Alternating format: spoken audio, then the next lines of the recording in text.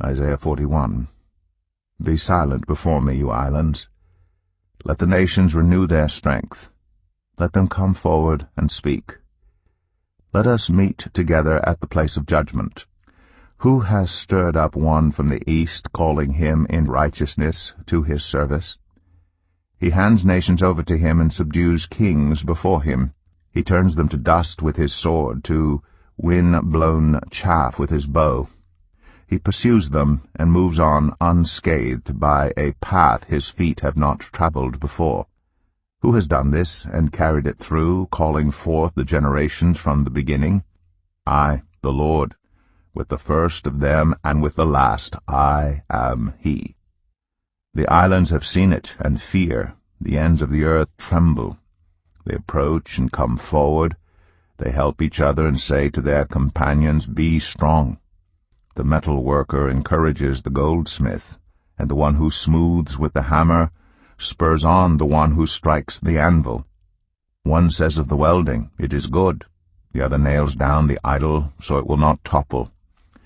But you, Israel, my servant, Jacob, whom I have chosen, you descendants of Abraham, my friend, I took you from the ends of the earth. From its farthest corners I called you. I said, You are my servant. I have chosen you, and have not rejected you. So do not fear, for I am with you. Do not be dismayed, for I am your God. I will strengthen you and help you. I will uphold you with my righteous right hand. All who rage against you will surely be ashamed and disgraced. Those who oppose you will be as nothing and perish. Though you search for your enemies, you will not find them. Those who wage war against you will be as nothing at all. For I am the Lord your God, who takes hold of your right hand, and says to you, Do not fear. I will help you. Do not be afraid, you worm Jacob. Little Israel, do not fear. For I myself will help you, declares the Lord, your Redeemer, the Holy One of Israel. See, I will make you into a threshing sledge, new and sharp with many teeth. You will thresh the mountains and crush them, and reduce the hills to chaff. You will winnow them, the wind will pick them up, and a gale will blow them away. But you will rejoice in the Lord and glory in the Holy One of Israel. The poor and needy search for water, but there is none.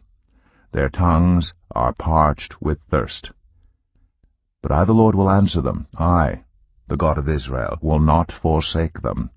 I will make rivers flow on barren heights and springs within the valleys. I will turn the desert into pools of water, and the parched ground into springs. I will put in the desert the cedar and the acacia, the myrtle and the olive. I will set junipers in the wasteland, the fir and the cypress together, so that people may see and know, may consider and understand, that the hand of the Lord has done this, that the Holy One of Israel has created it. Present your case, says the Lord. Set forth your arguments, says Jacob's King. Tell us, you idols, what is going to happen. Tell us what the former things were, so that we may consider them and know their final outcome. Or declare to us the things to come. Tell us what the future holds, so we may know that you are gods. Do something, whether good or bad, so that we will be dismayed and filled with fear.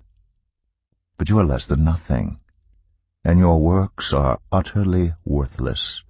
Whoever chooses you is detestable. I have stirred up one from the north, and he comes, one from the rising sun who calls on my name.